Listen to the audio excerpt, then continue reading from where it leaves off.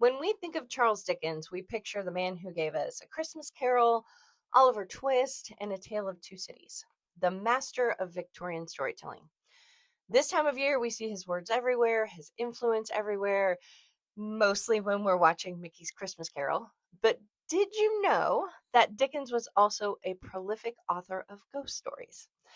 And one of his most haunting stories may have been born from a real life nightmare. It was a tragedy that nearly killed him and scarred him for life, and may have played a part in his death. Before we do that, though, let me just say thank you to all of you that have listened so far.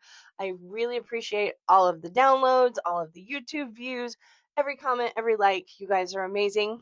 If you're feeling super generous, if you want to take a moment to sign up for our Facebook page or Substack, or even just share this episode with someone you think would like it, that would help us out a lot. And just thanks for all the support so far. So now, let's go back to June 9th, 1865. The Staplehurst rail crash was one of the worst train disasters of the Victorian age. It happened on a sunny afternoon in Kent when Dickens was returning from France.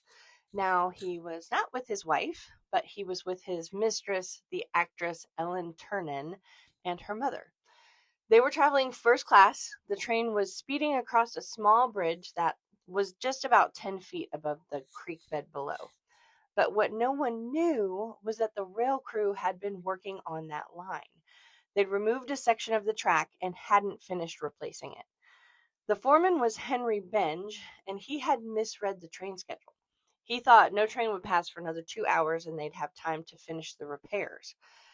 The signalman, who was supposed to walk about 1,000 yards down the track to warn the trains, did not walk far enough. And so when the engineer saw him waving the red flag, it was already too late. The locomotive and one of the front carriages somehow made it across the gap, the one that Dickens was in. But the rear cars tore loose from the track, and it dragged his coach backward until it dangled over the edge of the bridge. Below, 10 people were killed, nearly 49 were injured. Dickens helped Ellen and her mother climb to safety through a window, and then by every account he spent the rest of the day among the wreckage, comforting the dying, fetching water, and helping wherever he could. Late in the afternoon, after hours among the injured, he suddenly remembered that inside the wrecked carriage that was still hanging off the bridge was the manuscript he had been working on.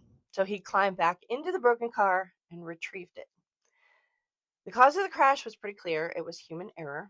Henry Benge had looked at the wrong day on the schedule, and it was his mistake. He was sentenced to 9 months in prison, and when he was released, he tried to live quietly as a farm laborer, but the guilt kind of consumed him. He eventually lost his mind and died in an asylum in 1905. Dickens was not physically hurt, but was deeply shaken, and today we would probably even say he had PTSD. He stopped traveling internationally. He canceled many of his events. He withdrew from his normal activities. His son recalls Dickens telling him to slow down every time they were driving in the carriage. And his daughter remembers the panic attacks that her dad would have at the slightest movement of a train car. Dickens himself once said, "I have sudden vague rushes of terror, even when riding in a hansom cab, which are perfectly unreasonable but quite insurmountable." He often described feeling as though he could never quite leave the scene behind. So he was haunted, not by ghosts exactly, but by what he'd seen. And a year later, he wrote a story that might have been his way of exorcising those memories. In 1866, Dickens published The Signalman, which is one of his most famous ghost stories. It tells the story of a lonely railway signalman who is visited by a mysterious apparition. It's a ghost that appears before each terrible accident on the rail line. And in the end, the signalman himself becomes the next victim. This story feels really personal. Dickens had spent the last year reliving the tragedy over and over in his head. And in his story, the signalman watches helplessly as the tragedy happens again and again.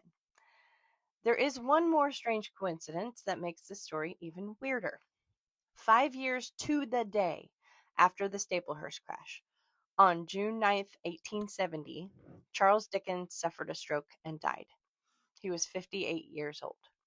So, next time you see A Christmas Carol on TV or walk past a copy of Great Expectations, remember that Charles Dickens was a writer of great ghost stories, one of which may have been inspired by his own personal tragedy.